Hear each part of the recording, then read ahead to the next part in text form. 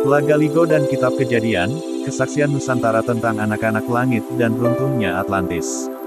Oleh Christovita Wiloto, Chairman Strategik Indonesia. Pendahuluan, saat dunia masih satu. Sebelum Alkitab ditulis, sebelum agama-agama besar menyebar, sebelum dunia terpecah oleh benua dan bahasa, dunia pernah satu. Dalam kesatuan purba itu, langit dan bumi belum terpisah dalam pengertian modern. Di masa itulah, lahir kisah-kisah seperti Lagaligo, dan tertulis ayat-ayat seperti dalam Kejadian 6 ayat 1-4. Dua kitab dari dua ujung dunia, satu di Timur Tengah, satu di tanah Bugis Sulawesi.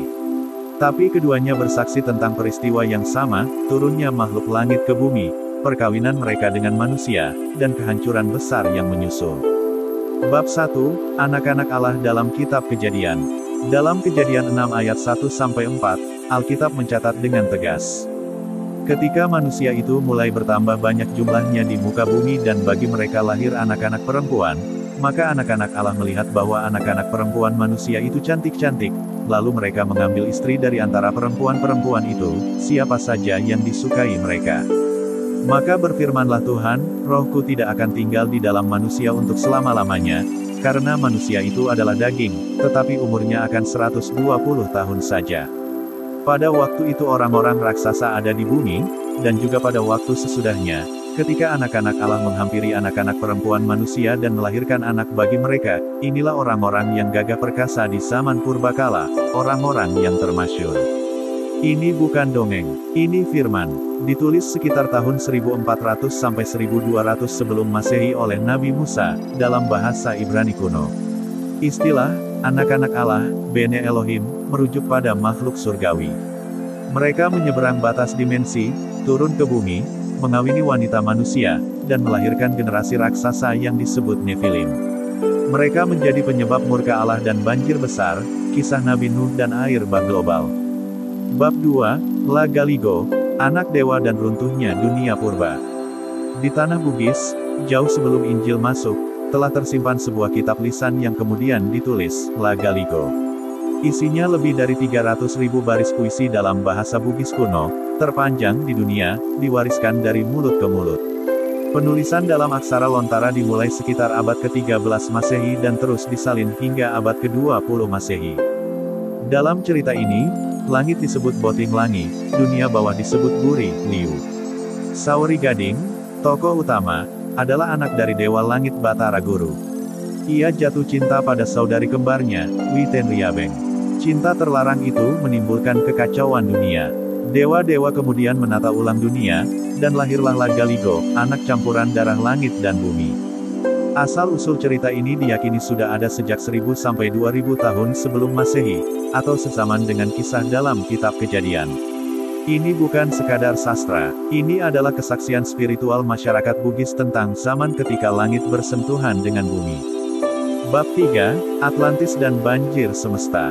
Atlantis pertama kali disebut oleh filsuf Yunani Plato sekitar tahun 360 sebelum Masehi, sebagai peradaban besar yang tenggelam dalam satu malam karena murka ilahi. Peradaban ini dihuni oleh makhluk kuat, setengah dewa, dan sangat maju secara teknologi. Lagaligo adalah versi Nusantara dari cerita Atlantis.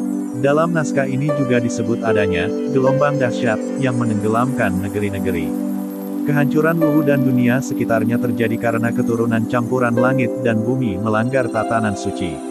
Saori Gading dan keturunannya mirip dengan para Nephilim, luar biasa, tapi penuh dosa.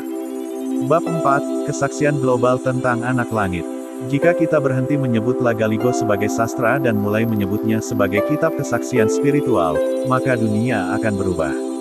Lagaligo, Kejadian 6 ayat 1-4, mitologi Mesir, kisah Mahabharata India, hingga cerita raksasa Viking di Eropa Utara, semuanya menceritakan hal yang serupa.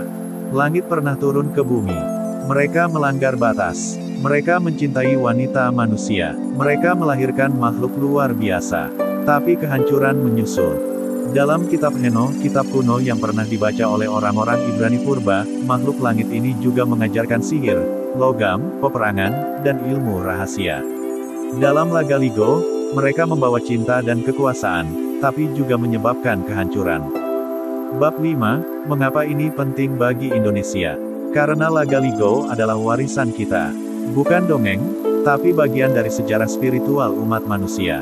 Indonesia, khususnya Bugis, menyimpan kunci pemahaman sejarah global. Kita bukan di pinggiran dunia.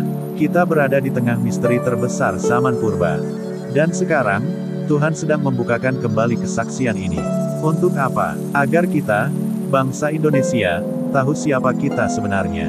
Kita bukan bangsa kecil. Kita adalah pewaris ingatan langit.